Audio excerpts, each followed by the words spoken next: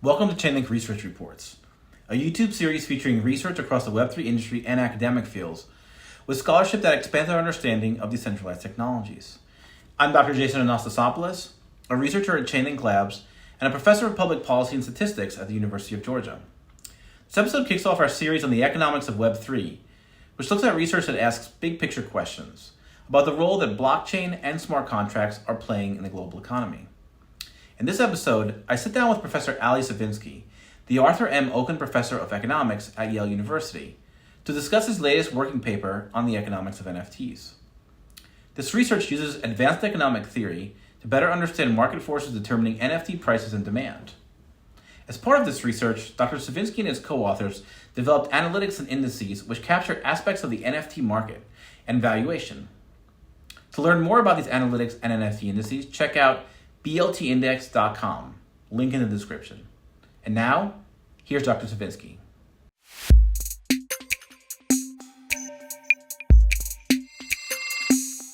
All right, so Jason, thank you for giving an opportunity to chat about my work and to talk broadly about it. So let me maybe start with the question is of why NFTs and why NFTs may be important.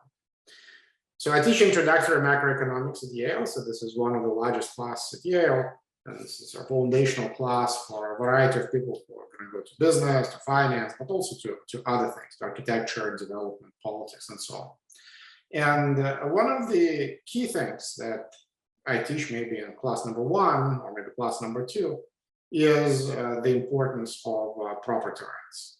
So property rights are a fundamental question that the economists care about. They are the underpinning of economic growth, innovation activities, and so on and so on. And the reason why I get interested in NFTs is twofold. Why I think NFTs are important is because NFTs, in some sense, are not just the funny pictures of the simians who are bored, but they represent at its essence the fundamental innovation which the humans have done for thousands of years, which is the property rights. So we have the economy which is transforming. So think about the process of structural change, it's transforming from agriculture to industry to services, and now maybe transforming to some other new things, the digital economy and so on, where we still don't have the well-defined concept of property rights. And the NFTs appear, and NFTs, the potential of NFTs is, in my opinion, is that they're going to provide the foundation for the property rights for all kinds of things which are digital, which are new, which are related to metaverse, etc. So my interest in NFTs, so that's the broad question of interest of me being interested in NFTs. The second question is my long-lasting interest in cryptocurrencies. So cryptocurrencies are also interesting because very rarely in the history of any person's lifetime, a new asset class comes on board. And there are different ways how to think about cryptocurrencies or NFTs. One way to look at them is from the theoretical point of view. So blockchain technology is technology that allows you to record to unprecedented extent all kinds of path-dependent activities, the things that happened in the past. We can record them and we can do all kinds of interesting things with them. So there are theoretical reasons to think about them, technological reasons to think about them, but there's also another way how to look at what cryptocurrencies or NFTs are, and that's from the point of view of classical asset pricing or classical finance. And if we look at the finance properties of it, the properties of the returns of the NFTs or cryptocurrencies, we can say actually quite a lot about them. So if it talks like a duck, walks like a duck, quacks like a duck, maybe it's a duck. And if it doesn't do so, maybe it's not a duck. So my interest in crypto and in particular NFTs were to use some basic asset pricing tools and asset pricing ideas to figure out what crypto is, to figure out what NFTs are. Is it a duck? And I'm talking about soup ducks. I'm talking about NFTs in general, what they are. And the first question that comes about how to analyze this market and how to understand this market is the question of data. So most of the finance analysis starts with the data. And the important part of the analysis that I think we do in this paper, maybe it's one of the things that distinguish it from a variety of other things people have tried, is its comprehensiveness. So what we try to do is we try to create the most comprehensive collection of data on transactions of NFTs. So we aggregated the data from essentially all of the major marketplaces, and most importantly, we cross-validated them across with the underlying blockchain data, at least a sample of this. So the analysis of any market, pretty much analysis of any asset, if you want, starts with the high level or academic level data. And aggregation of this data, collection of this data, making sure that one could cross-operationalize it, put them all together, is, I think, one important and interesting thing. So we have 30 or 40 million transactions that span major exchanges, span most of the important time periods for the NFT data, and we keep updating them as time goes on. So the first thing is to have this comprehensive data set. And then, okay, so once you have the data, one could say, well, you have the data, why wouldn't we learn something about the prices? So, and if we looked at most of the other classes of assets, the question of how to go from the data to the prices is a pretty straightforward thing to do. So take different stocks, maybe put them together in some basic index, weigh them by how large they are, by market capitalization, or by some other thing, and you have an index, S&P 500. Take different cryptocurrencies, maybe it's a little bit more complicated, maybe you have to be careful about how to look at capitalization of them, different exchanges and so on. We've done this before, but you can still put them together and create an index or sub-indices.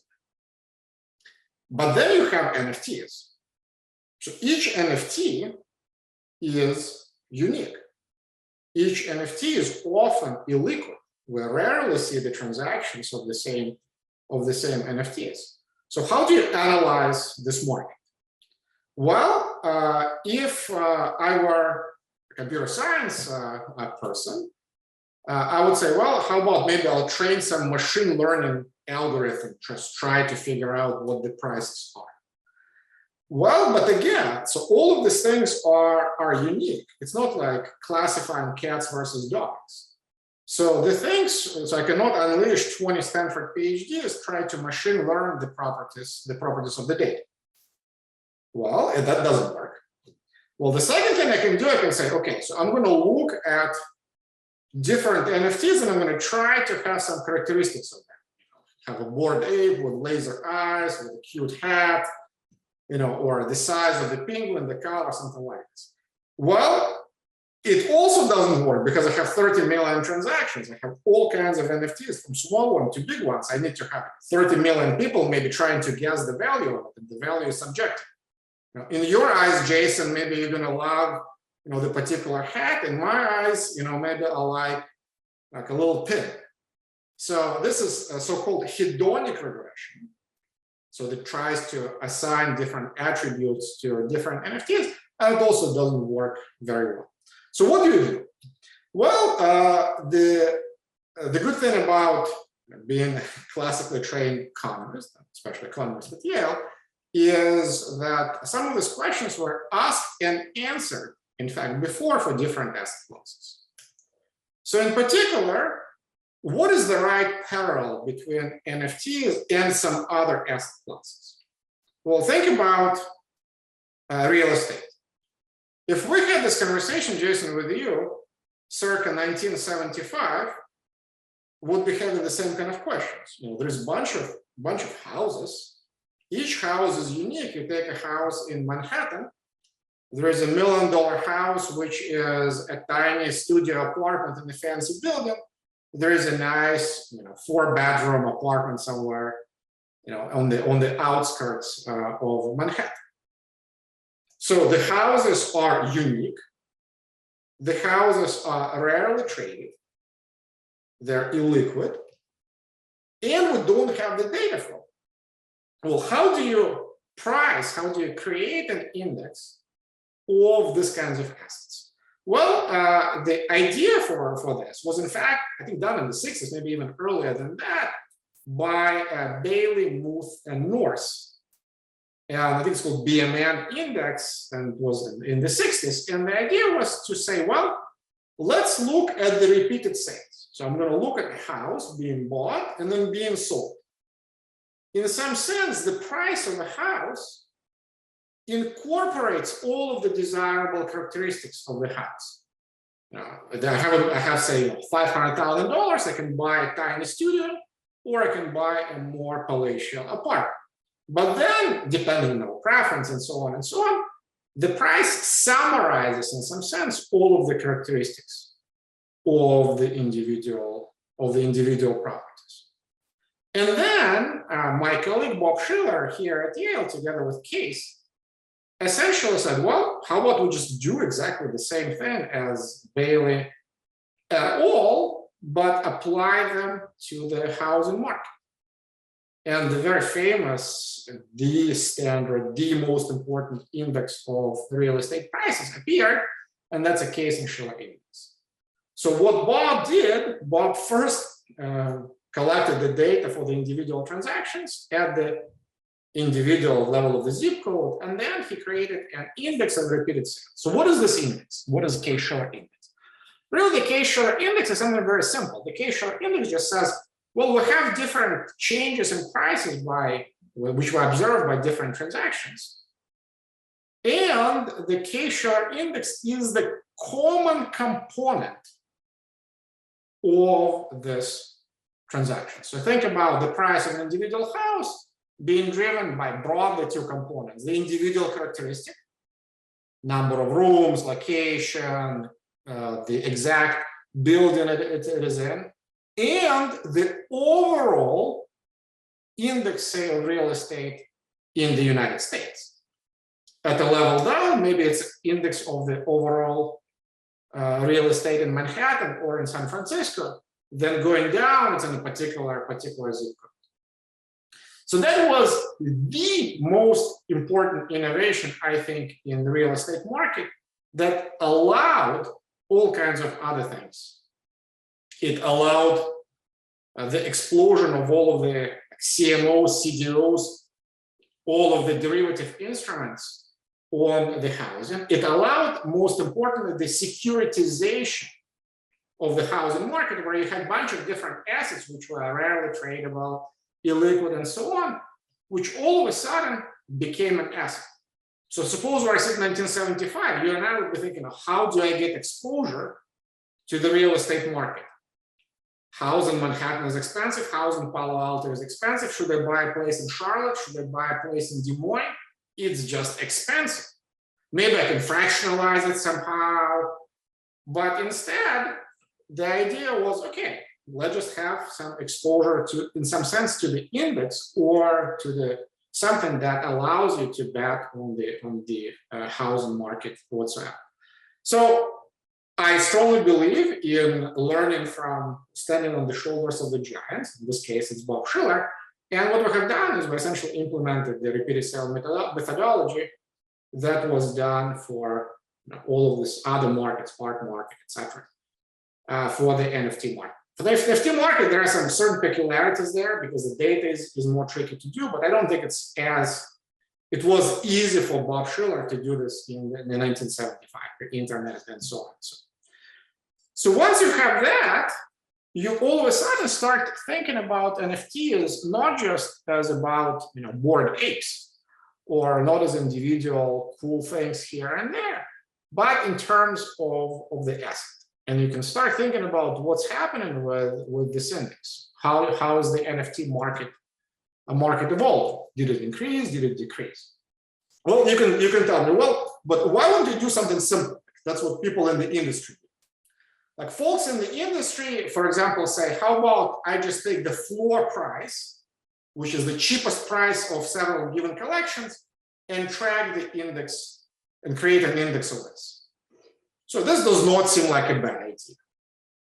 However, it doesn't work. And we know that these things don't even work in the real estate market. So imagine that you are interested in the prices of the real estate market in the United States. Well, are you going to track them by the price of the cheapest house in Manhattan? The cheapest house in Manhattan is probably, the parking lot in a very fancy building, which is determined by completely different factors than a nice suburban house in, Durham, North Carolina, which is a representative house in the United States. Moreover, this little parking spot is not even representative of how the price in Manhattan are formed. Okay, so maybe the floor price, it's a common thing that people in the industry do, maybe that actually doesn't work. And in fact, we show that it's indistinguishable from random noise. Well, how about I take the average? So I take the average of, say, the transactions over, say, last day. Well, in principle, it's also a good idea. However, suppose that today, a $50 million super mansion in Manhattan is going to be sold, and tomorrow just an average one-bedroom apartment is going to be sold. But what you would see is the index falling from, say, $50 million to $1 million. So that also doesn't really work. So what you really need to do is, again, you need to go back and if you think about this repeated sales indices done on the broad set of data. So once you have it, then you can say all kinds of, I think, pretty cool things. So for example, you can look at whether this index actually explains a sizable part of the variation, whether it explains a sizable part of prices, if you will. It actually turns out that it does explain. So the overall NFT index for a given NFT explains roughly 30% of the value, or variation of the value, but let's not go into the details of this. It's akin to the question of whether the real estate prices, or the index of the real estate price in the United States, whether they price a variation in the prices of an average house in the US. Well, if I look at the collection level, and the collection level is like a neighborhood level, is a zip code level, then the index for that zip code actually explains even more or much more of the variation of the prices of a given NFT. For example, for Bored Ape, the index itself values about 90% of the variation of the price. So the same way as if I go down to, a tiny zip code part of Manhattan or Palo Alto or any other place, they will give you, a relatively precise value of the fluctuations or the appreciation or depreciation of the house. Then you can ask other things. Well, if now NFT is an asset, well, what are its characteristics? What, for example, is its Sharpe ratio?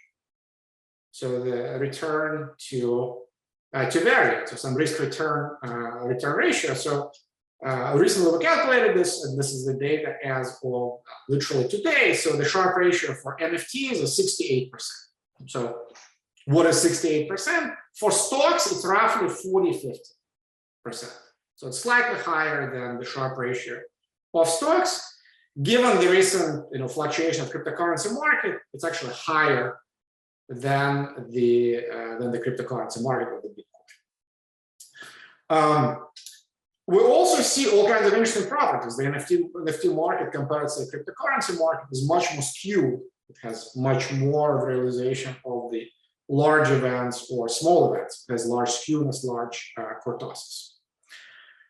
All right, so this is some basic characteristics of the cryptocurrency market. So what can we say about the fluctuations of the cryptocurrencies, of the NFT market? Well, one thing is that NFTs and crypto are connected. Many of them are connected mechanically because they're denominated in some of the crypto. But more broadly, it's sort of the same class of assets. When people think crypto, maybe the next step, once they drink the Kool-Aid of crypto, they think about the NFTs. So we find that indeed the cryptocurrency market and NFT markets are correlated. So the correlation, or the R squared of one and the other, is about 20%. So this says that while the NFT market and the cryptocurrency market are tightly connected, a large part of the NFT market variations is still unexplained. So NFTs, in some sense, is a standalone asset compared to cryptocurrencies. So while there is exposure, there is a bunch of it is NFT specific.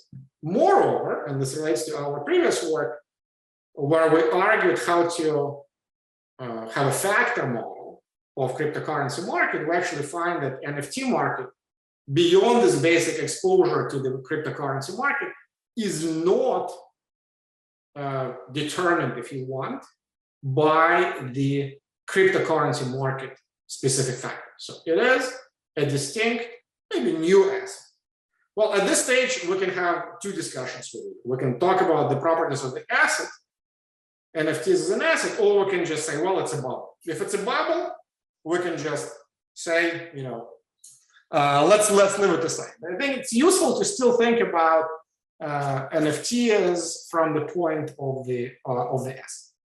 Well, and there are other cool things that you can say with it. For example, you can say, well, can we say something about the properties of, say, NFT-related stocks or NFT-related cryptocurrencies, if you know something about the NFT market index or NFT market performance overall? And we find, perhaps not surprisingly, that actually, in fact, the returns or the behavior of the NFT-related cryptocurrencies and NFT-related stocks, the stocks which potentially have significant exposure to NFTs, they are predicted by the returns of the NFT market. So if you have a change in the NFT market, we can statistically significantly predict returns on this related asset. Okay, so these are about interrelationships of NFT with other markets, etc. So now let's talk about NFTs as an asset in principle. So what drives the prices of NFTs? So we have seen the run-up of the prices of NFTs. So according to our index, so we had about 365% increase from 2018 overall of the NFT market, and since the beginning of this year, about 50%. So can we say something about what drives the NFT market? I already talked about the correlation with cryptocurrencies, but are there any NFT-specific factors that drive the NFT market? The first is volatility. So the volatility is a significant predictor of the future returns. The high volatility leads to lower returns in the future. Well, okay, it's kind of interesting. But can we say something about the value of NFTs? Okay, and one way how we think about the concept of value in all of the other asset markets is actually through another thing which Bob Schiller is responsible to, is the price to earning ratio. Well, we don't have the earnings for NFT, but really what this ratio captures, it's some kind of today's price to some index of value.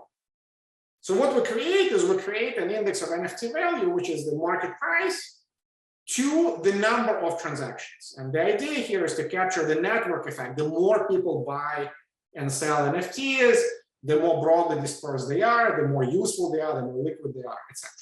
And we see that exactly the same thing as works for the stock market. The valuation ratio in the same way works for NFTs. In this sense, it is a peculiar, new, but still an asset which we can analyze with classic finance tools. And we can say a bunch of things that don't work. For example, for cryptocurrencies, attention is an important determinant of the price. So here, attention actually works statistically less well. So when people plot the Google trends on NFTs, that actually is a little bit less informative than for cryptocurrencies. And then let me just tell you a couple of other interesting and cool things that we find about cryptocurrency. So one thing that people say, for example, in the art market, I don't know, Jason, whether you're interested in the old masters, but suppose you were interested in the old masters, and by the look of you, I think that you are probably interested in it. The bearded Dutch folks are in vogue. So the dealers would tell you. Told me that I look like a historian, so I took that as a compliment. So yeah, I think excellent. So the art dealers would give you the following advice: buy the most expensive thing you can afford. Buy the masterpiece, whatever is the masterpiece, the most important print in the collection of Picasso, the most expensive. So it actually turns out that this is not very good advice for NFT market. So it turns out that the masterpieces, the most expensive Bored Apes, etc., underperform the market overall, and they underperform the penny NFTs. So if you are an investor, you probably should have fewer of this masterpiece. Maybe you can buy them for the pleasure, but fewer for as an investment. And there is another thing which is also kind of interesting. There is the reversal effect. If you have something that ramps up in price, then on average it tends to go down. Those NFTs. So don't buy the past winners, buy the past losers. By the way, nothing that I say constitutes investment advice. This is just some findings of research. So take this with a grain of salt. But there is a size effect, relatively small. Can I just interrupt for 1 second? So that's very interesting that you mentioned that. So you're saying that the cheaper NFTs are pretty much always going to be a better value from your research than the masterpieces, right? Is that because you think? I mean, at least from the perspective of your research, is that because they're overvalued already, or they're in a bubble of some sort, or is it something else? Something about the characteristics of them, or what do you think about that? It's a very good question. So, but if you think about, say, stocks, it's a robust fact that the small stocks outperform the large stocks, and this can be for a variety of reasons. That can be the reason maybe because Tesla and Apple, which are large, are overhyped. It may be because the smaller stocks are genuinely riskier. They have less liquidity, and so on and so on. So at this stage, I don't have a very good answer for this question why this is. But what I wanted to do is I wanted to have a set of stylized facts, which may be different from what folks talk about when they think about this kind of questions. And again, so I just want to emphasize this kind of things start with the data, pricing, and then the application of the basic finance tools. So actually, that's pretty much it. What I wanted to just broadly talk about the paper, and then we can just chat about if you have any questions. Yeah, no, I have plenty of questions. It's a really fascinating paper, and there's so many different perspectives to take. And I'm sure the people who are going to be watching this are going to be very interested in a lot of the answers that you have, and especially about this NFT index that you discussed in the paper.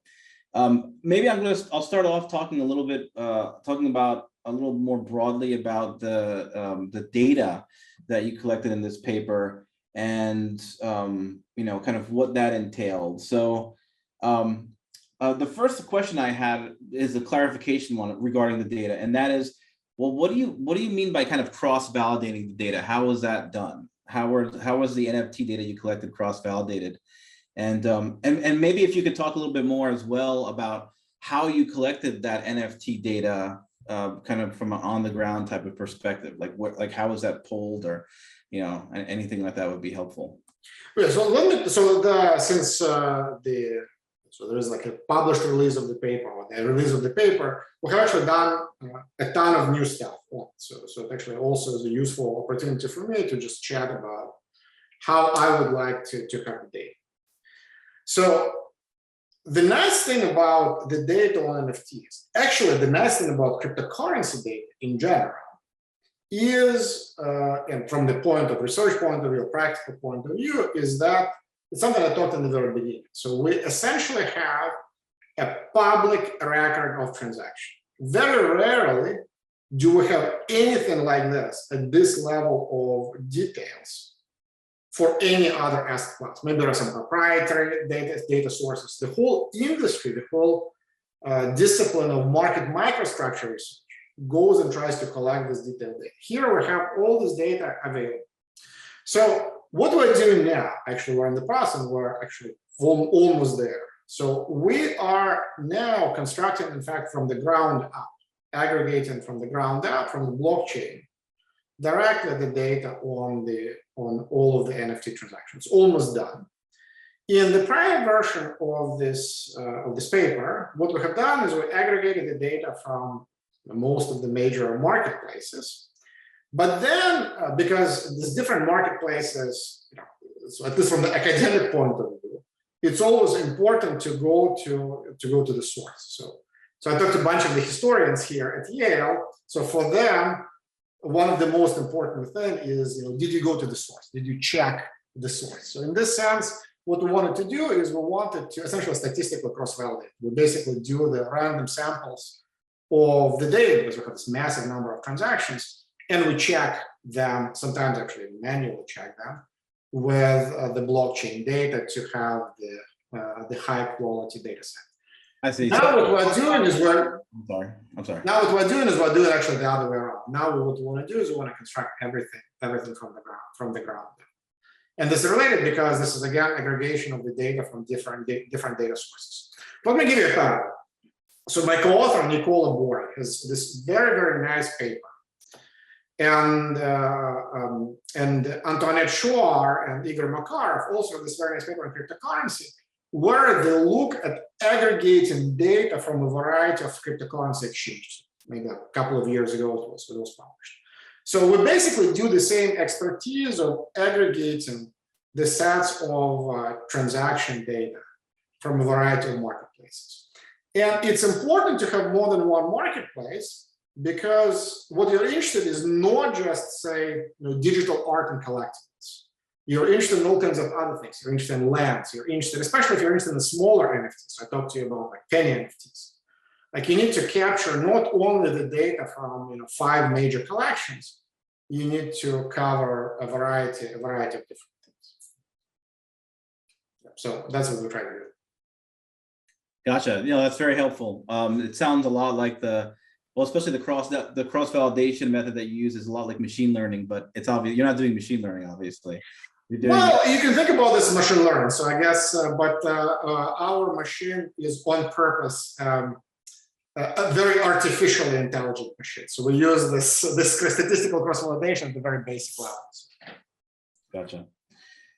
So this kind of relates to data that you don't have.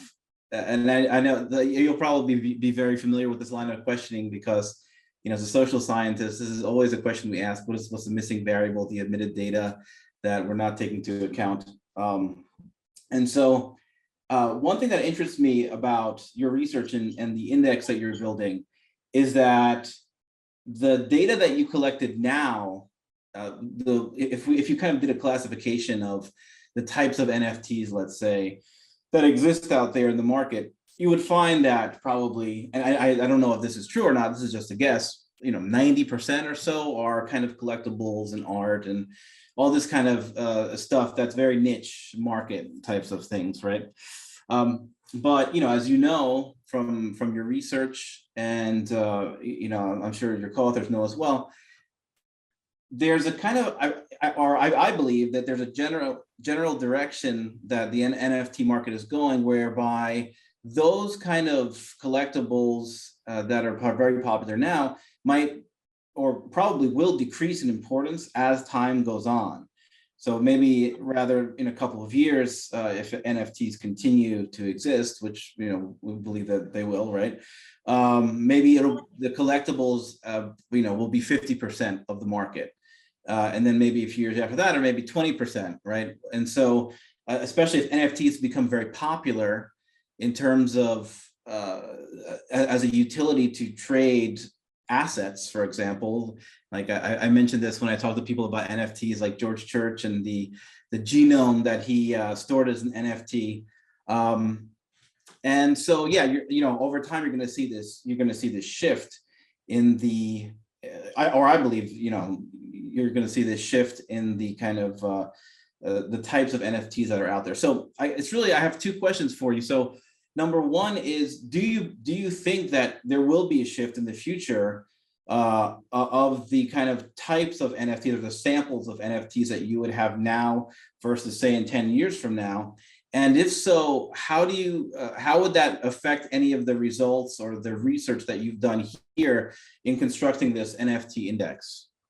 That's actually a great question. So let me maybe muse about the future of NFTs. I don't know, maybe that's not the grand question you wanted me. But if you think about, say, evolution of internet or evolution of cryptocurrency. So what was the internet in the beginning? It was some niche things, there was some cool stuff, cool dudes, and they're doing some stuff and some interesting things. But then think about Amazon. Amazon was a bookseller, and now what is Amazon? Amazon is this giant, super boring cloud business plus other stuff. If you think about cryptocurrencies, like if I had a conversation with you, 3 years ago in 2018, we'd be talking about, is Bitcoin the new gold? But really now the conversation, and part of it is still this idea of the monetary, this cool idea of Bitcoin, etc. But there are a bunch of other boring applications, things that change in the shipping industry, things that change in the healthcare record management, and so on and so on. And that's where the applications are appearing. It's a natural, I think, start of many of the interesting asset classes. Now, the focus is on the cool things, the hats, the eyes, the celebrities, Madonna or whoever issuing the new NFT. But my prediction is that the future of NFT is boring. Meaning that if you think about the digital property rights, think about the gold rush in California in the 19th century. So yeah, it was important, the gold, the nuggets, and so on was important. Maybe picks and shovels were even important. But what was the most important thing in the gold rush? It's whether you had a stake, whether you had a property right on that gold-bearing piece of land that you had. And the NFTs, I think, have a much bigger potential, actually, even than cryptocurrencies, because they, in some sense, have a clear fundamental value as a property. So I have no doubt that the current cool and exciting applications are going to still be there, the same way as art is an asset, and all kinds of cool things happen happening in that market. But I think the NFTs are going to fundamentally transform into a more mundane and more boring asset, the same way as actually cryptocurrencies are transformed.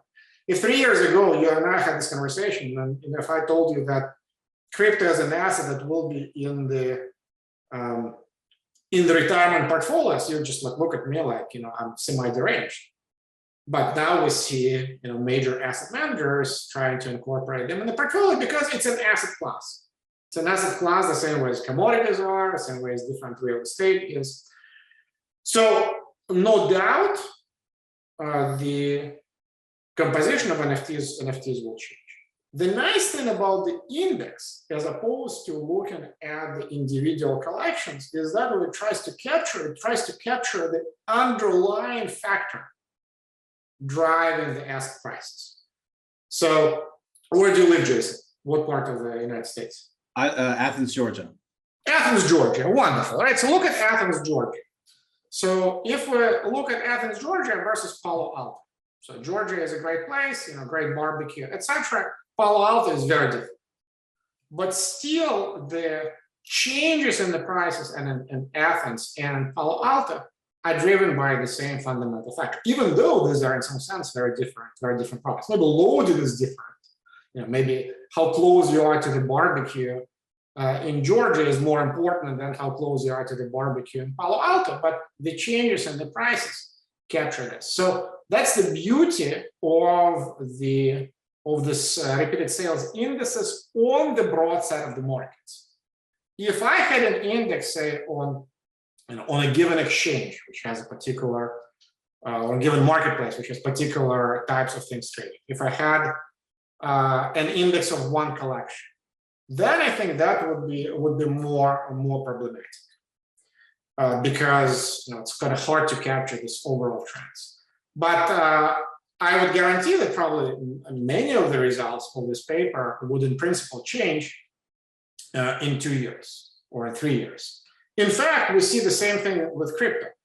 When we first had our series of papers on cryptocurrencies, we actually saw that crypto was virtually uncorrelated with other, we say, stock market.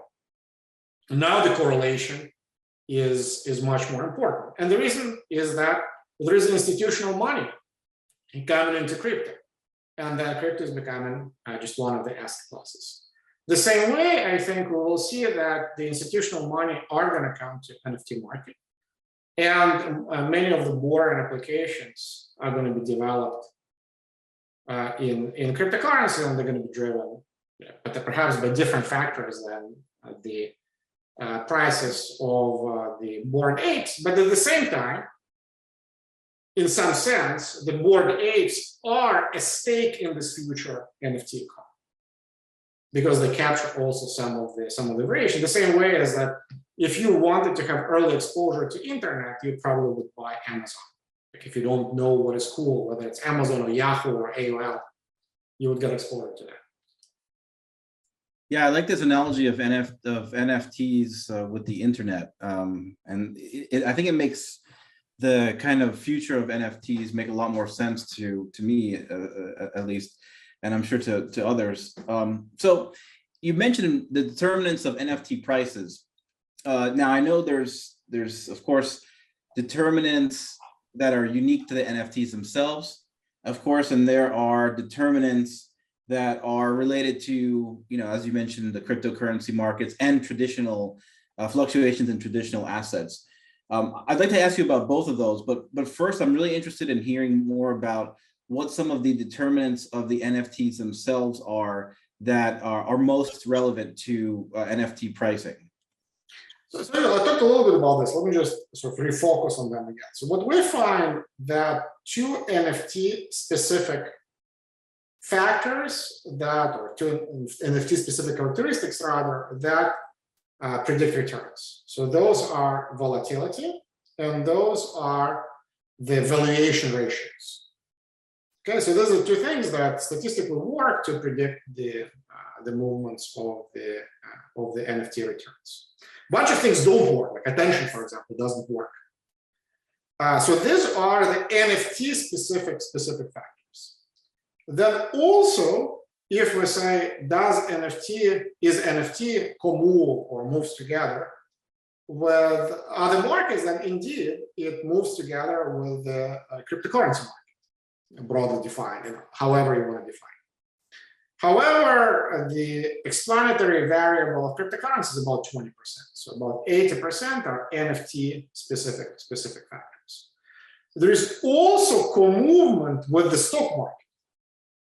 But interestingly, once you take into account the movements in the cryptocurrency market, this relationship with the stock market disappears. So the stock market, you can think about this affects cryptocurrency, and only the same components that affect cryptocurrencies also affect the NFT market. So, like for example, when we talk about the recent decline of both the cryptocurrencies and the NFTs, at least a sizable part of it is driven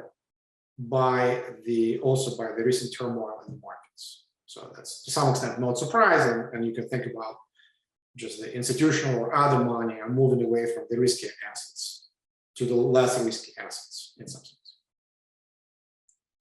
Now, do you believe there's anything particular within the stock market and from traditional assets that are most relevant to NFTs, or have you just looked at the general kind of Dow Jones index and its correspondence to the NFT prices with using your data?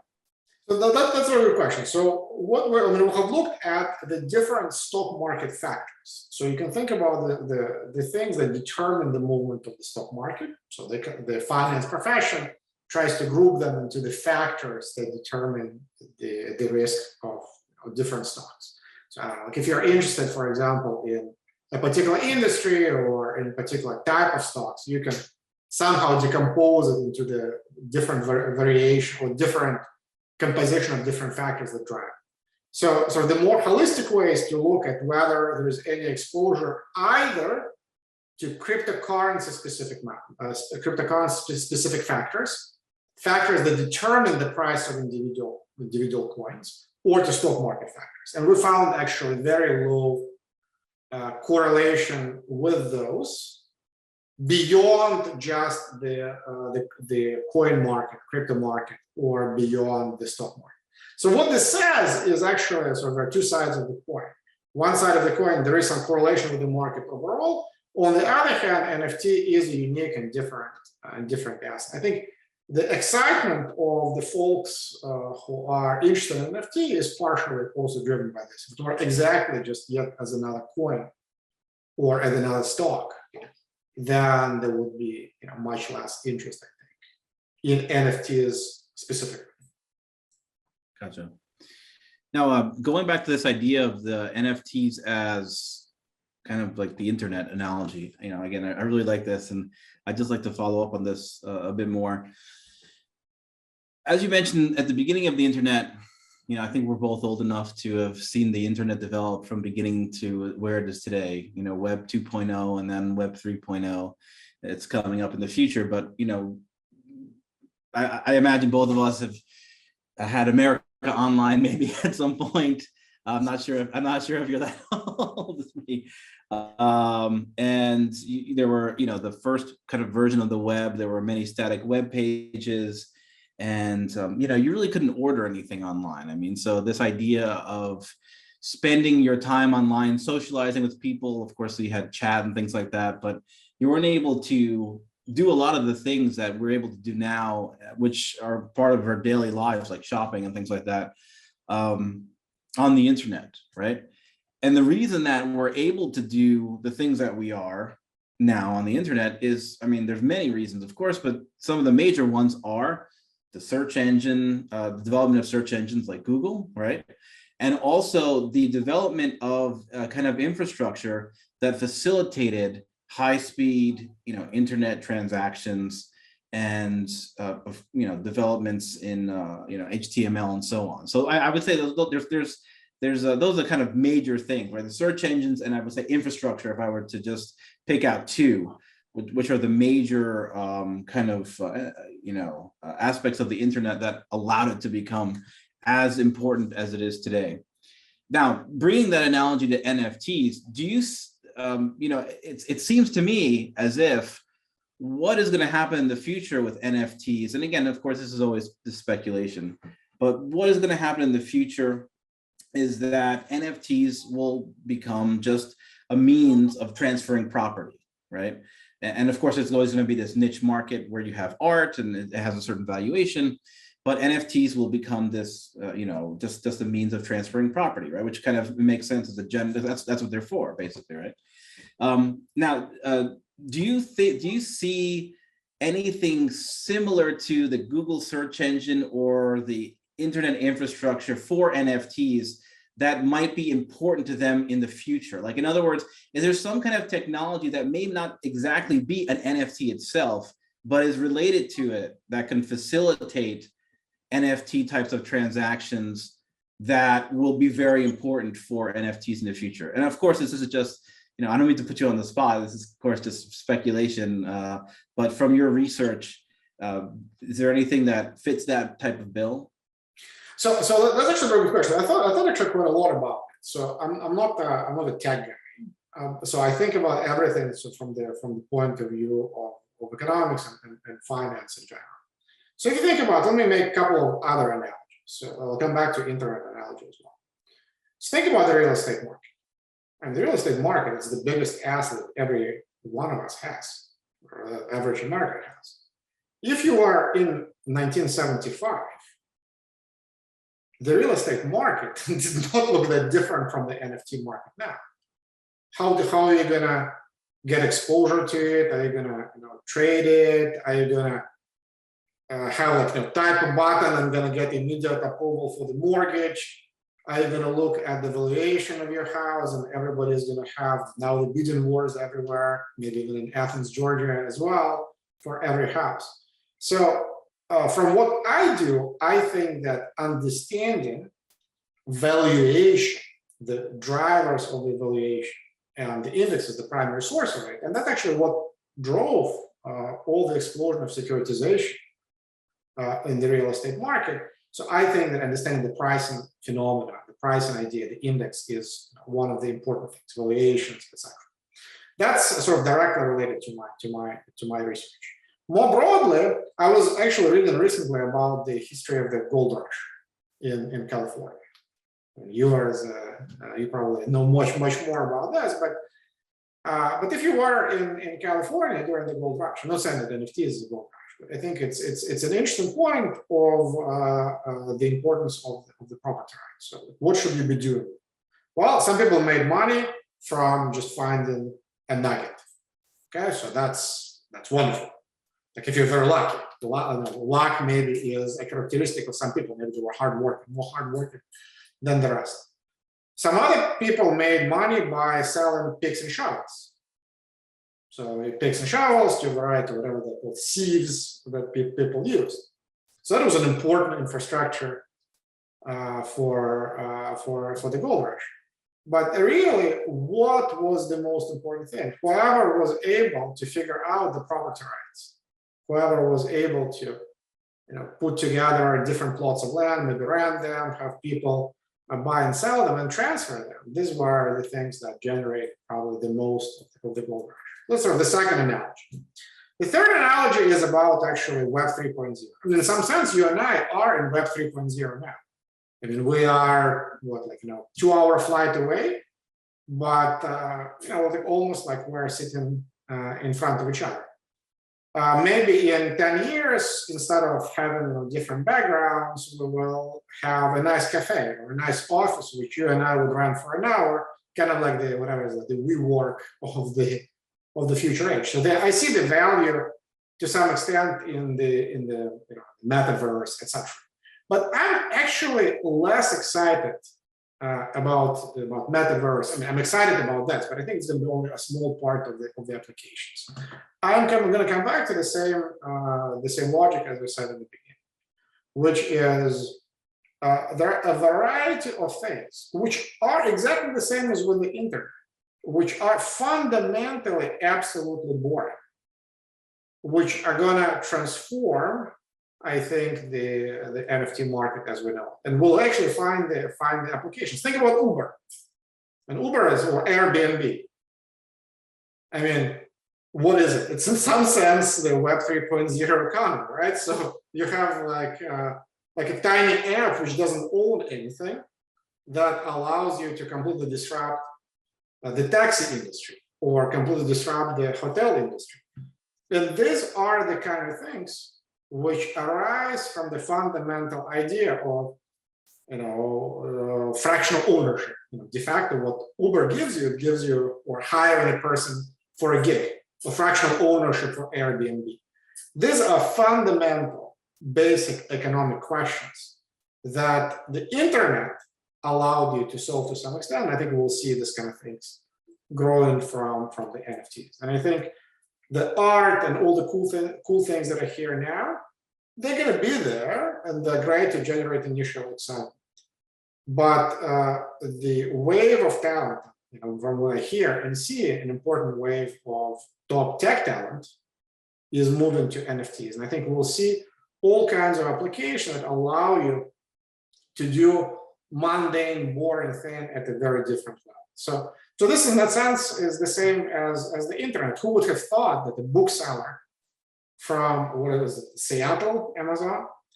A bookseller from Seattle is going to be a company that, on the surface will allow us to get everything delivered in 2 days, but even more, it's going to run, half of the infrastructure for internet computation, cloud computing, all kinds of things. So this is the evolution we'll see potentially in NFTs as well. Yeah, no, thanks so much. That's really helpful. I mean, who could have imagined, and again, I like this example with that you're mentioning with Uber, actually. Who could have imagined that, web browser technology plus app equals getting rid of taxi drivers, and because, completely revolutionizing the taxi industry and the way that we actually see transportation in general. I mean, it's quite astounding. So certainly that's something we have to look forward to with NFTs in terms of the unknown things. There's a famous Rumsfeld quote: "There's the known knowns, the unknown knowns, the known unknowns, and the unknown unknowns." And there's lots of unknown unknowns, I think, with NFTs that that we're going to probably see appearing in the future. Well, that's all the questions that I have for today. And Aleh, I really appreciate your time and for sharing this fascinating paper with us, and for answering some of my questions and having this great discussion. For Chainlink Research Reports, my name is Jason Anastasopoulos. Thank you. Thank you very much.